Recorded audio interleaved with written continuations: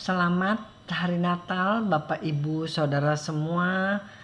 Marilah kita mengenang atau menghayati bahwa pada 2000 tahun yang lalu telah lahir juru selamat dunia untuk menebus dosa semua manusia yang mau percaya kepadanya. Ayat renungan hari ini adalah dari Yohanes 3 ayat 16. Karena begitu besar kasih Allah akan dunia ini sehingga ia telah mengaruniakan anaknya yang tunggal supaya setiap orang yang percaya kepadanya tidak binasa, melainkan beroleh hidup yang kekal. Saudara, tanpa kelahiran Yesus di dunia ini sebagai manusia, status manusia adalah mati atau binasa. Karena Tuhan Allah sudah berpesan kepada Adam, makan buah terlarang ini berarti mati. Mati di sini berarti separate atau terpisah secara roh dengan Allah. Bersyukur akan Tuhan kita yang baik, karena Tuhan Yesus sudah lahir di dunia dengan mengemban tugas yang sangat berat, yaitu untuk mati di kayu salib demi kita, yaitu demi manusia berdosa yang mau percaya untuk dibayar dosa-dosanya, sehingga dosa-dosa tersebut tidak diingat-ingat lagi oleh Allah Bapa.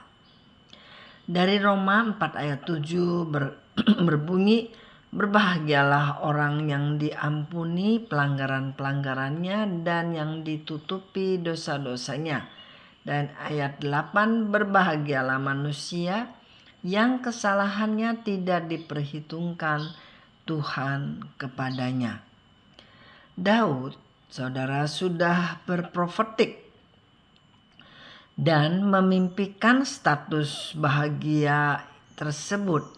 Dia sudah tahu bahwa ada suatu ketika di mana manusia diampuni pelanggaran-pelanggarannya dan ditutupi dosa-dosanya. Kita diberi kelayakan untuk hidup dalam terang dan kesempatan untuk berpindah. Berpindah kemana?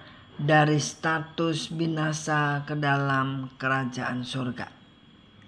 Dari Kolose 1 ayat 12 dan 13 berbunyi, dan mengucap syukur dengan sukacita kepada Bapa yang melayakkan kamu untuk mendapat bagian dalam apa yang ditentukan untuk orang-orang kudus di dalam kerajaan terang.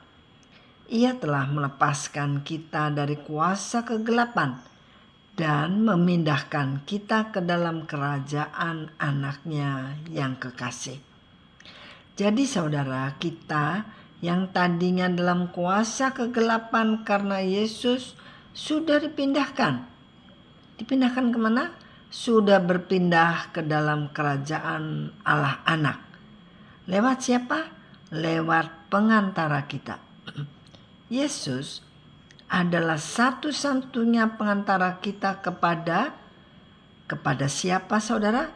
Kepada Bapa di sorga.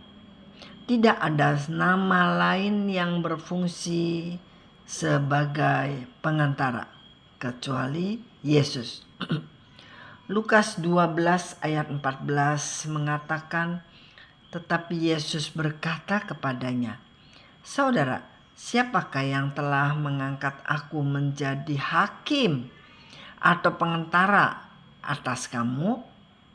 1 Timotius 2 ayat 5. Karena Allah itu esa dan esa pula dia yang menjadi pengantara antara Allah dan manusia, yaitu manusia Kristus Yesus. Saudara, manusia yang datang kepadanya dan percaya kepada keselamatan lewat kelayakan yang ditawarkan kepada mereka akan mendapat pengantara yang membawa kepada jalan kehidupan. Ibrani 7 ayat 25 mengatakan, karena itu ia sanggup juga menyelamatkan dengan sempurna semua orang yang oleh Dia datang kepada Allah, sebab Ia hidup senantiasa untuk menjadi pengantara mereka. Pengantara ini adalah satu-satunya jalan menuju kehidupan, dan Ia membawa kebenaran dalam dirinya. Yohanes 14 ayat 6 mengatakan, Yesus berkata, "Akulah jalan, kebenaran, dan hidup. Tidak ada seorang pun yang datang kepada Bapa kalau tidak melalui Aku." Saudara, dikatakan di sini bahwa Yesuslah satu-satunya jalan. Tidak ada jalan lain untuk menuju kepada hidup. Sekarang saudara-saudara, kita bersyukur bahwa di dalam Tuhan sudah dirubah menjadi ciptaan baru, manusia baru.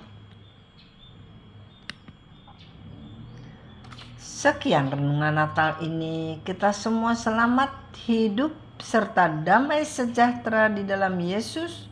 Maka dengan penyertaan dari Roh Kudus menemukan jalan masuk kepada Bapa.